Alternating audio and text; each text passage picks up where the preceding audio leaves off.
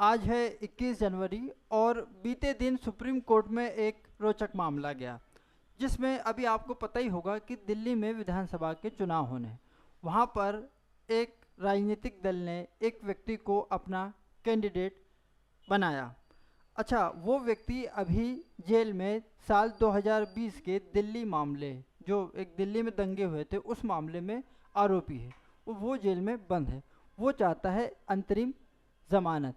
तो क्या कहता है आरपीए एक्ट इस बारे में, क्या कुछ है प्रावधान, तो मैं आज उसी की चर्चा करूंगा। नमस्कार दोस्तों, मेरा नाम ललित पटेल है। तो चलिए शुरू करते हैं आज का सेशन। तो यदि मैं बात करूं भारत में चुनावों की, तो भारत में जैसे आप सबको पता है चुनाव कौन करवाता है? चुनाव आयोग। तो भारत के संविधान के अनुच्छेद 324 में आर्टिकल 324 में काय का जिक्र है? चुनाव आयोग का। ठीक है, भारत में चुनाव और उससे संबंधित यदि मैं अधिकारों की बात करूं, तो उसमें दो प्रकार के मेनली अधिकारों की आज हम बात करेंगे। एक आपका वोट देने का अधिकार और दूसरा आपका चुनाव लड़ने का अधिकार। अच्छा, संविधान ने तो आपको अधिकार दे दिया है क्योंकि चुनाव आयोग है 324, जैसे मैंने आपको अभी बताया आर्टिकल। इसमें क्या है? एक चुनाव आयोग की बनाने की बात कही गई है। तो ये क्या है? एक संवैधानिक बॉडी है। चुनाव आयोग कैसी बॉडी है? संवैधानिक तंत्र है। वो ये क्या करता है कि निष्पक्ष और स्वतंत्र फ्री एंड फेयर इलेक्शन करवाता है, चाहे वो राज्यों के विधानसभा के हो, चाहे देश के आम चुनाव हो, यानी संसदीय चुनाव हो। तो दोनों चुनाव यही करवाते हैं। जैसे आप सबको पता ही होगा कि जो लोकल बॉडीज यानी स्थानीय स्वशासन है, तो उनके चुनाव जो है वो राज्य के निर्वाचन आयोग करवाते हैं, उसी विधि से जिस विधि से जो देश का चुनाव आयोग है वो विधानसभाओं और संसद के चुनाव करवाता है। ठीक है, तो यदि मैं बात करूं आर्टिकल 326 एक आएगा इसमें, तो इसमें वयस्क मताधिकार की बात की गई है। काय की बात की गई है? वयस्क मताधिकार की बात की है।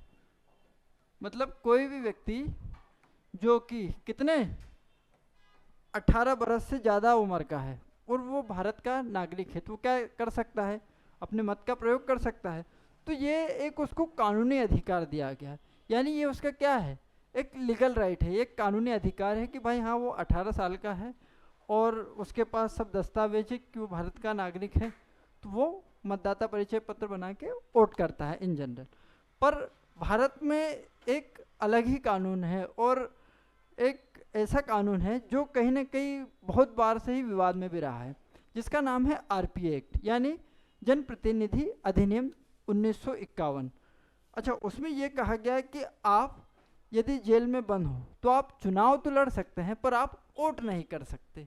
तो ये बात सुनने में बड़ी अजीब लगती है, खास करके आम आदमी को, तो क्योंकि आम आदमी कानून की जो जटिल प्रक्रिया है उनको तो समझता नहीं, वो इतना समझदार तो है नहीं, क्योंकि उसके लिए वोट देना तो एक बहुत ही सामान्य बात है, वो चुनाव लड़ना बेहद खास।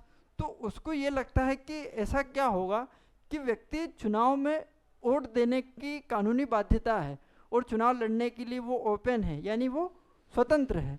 तो मैं आपको आज आरपीए एक्ट जो है, यानी जो जनप्रतिनिधि अधिनियम है, उसकी धाराएं हैं और उसी को इस जो केस है, जो मैंने अभी आपको दिल्ली विधानसभा का उदाहरण दे के बताया था, जो अभी मामला आया है और उस पर सुप्रीम कोर्ट ने क्या कोई टिप्पणी की है, तो उसके बारे में भी अपन अब आगे चर्चा करेंगे।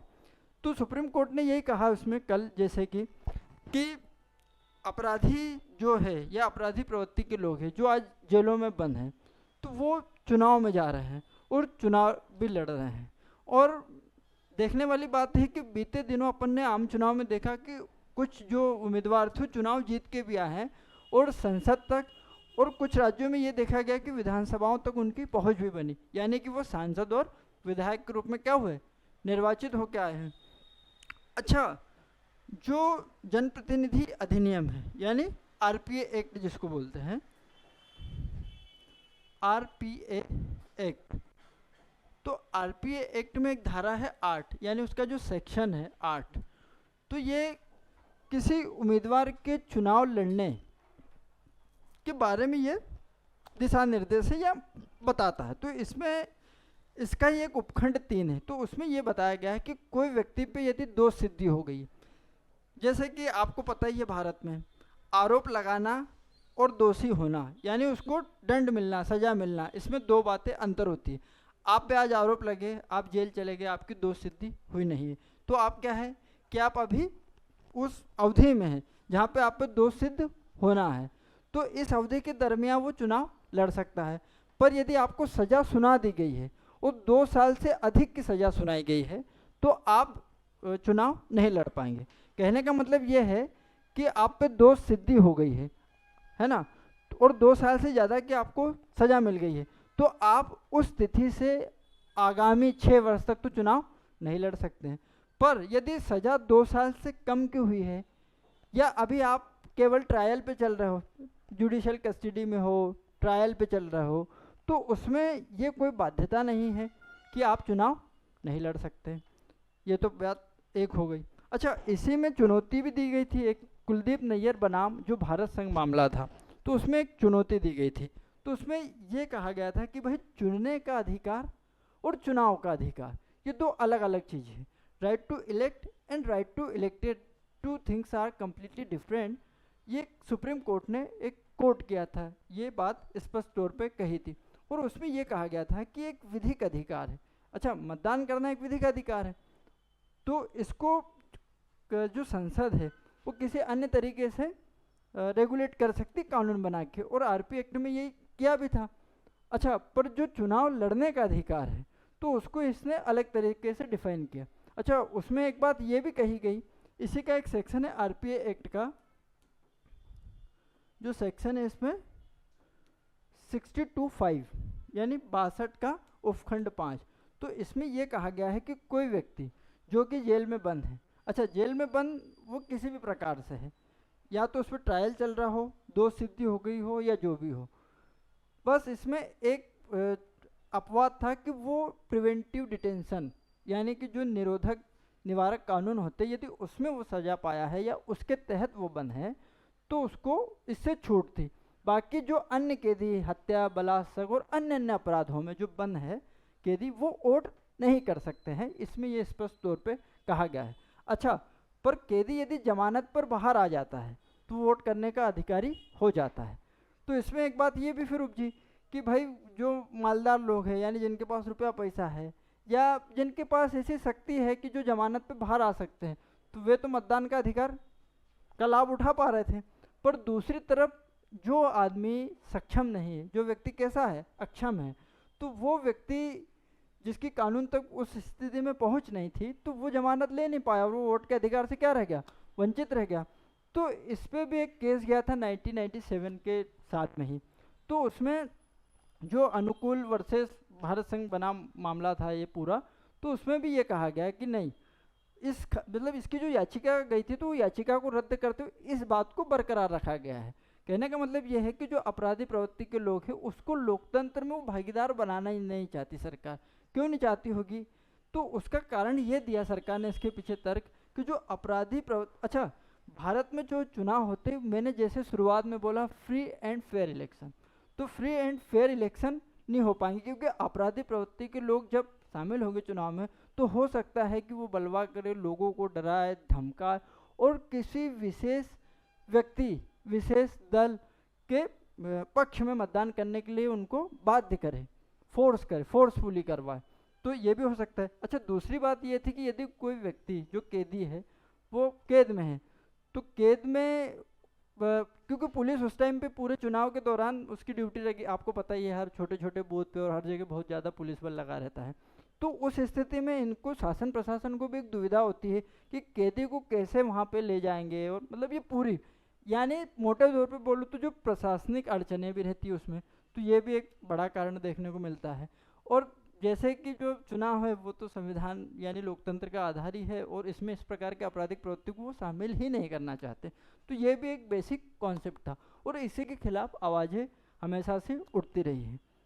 तो यही पूरा मामला है। अब सुप्रीम कोर्ट ने कल इस पर सुनवाई की थी और समय के अभाव में वो पूर्ण रूप से कर नहीं पाया था, और इस पर आगे भी एक सुनवाई का दौर जारी रहेगा, तो देखते हैं कि इसमें क्या कुछ हल निकलता है।